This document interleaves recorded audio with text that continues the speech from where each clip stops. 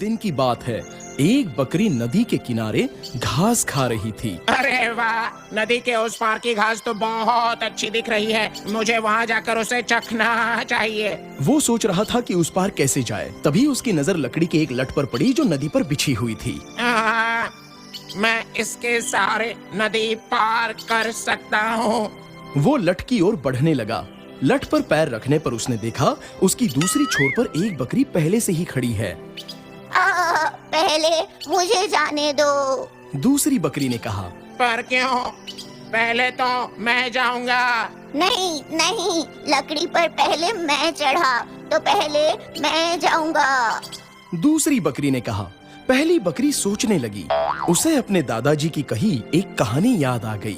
दो घमंडी बकरियां एक पुल पार करना चाहती थी, मगर एक दूसरे के लिए जगह नहीं बनाना चाहती थी और आखिरकार लड़ने लग गई। फिर दोनों पुल से नीचे गिर गई और पानी में डूब गई। इसलिए पहली बकरी ने अक्लमंदी दिखाई। दोस्त, ये लड़ने का वक्त नहीं है, दिमाग से काम लेते हैं। मैं यहाँ झुक जाता हूँ और तुम मेरे ऊपर से छलांग लगाकर उस पार चले जाना। ये कहकर पहली बकरी उस लट पर झुक गई।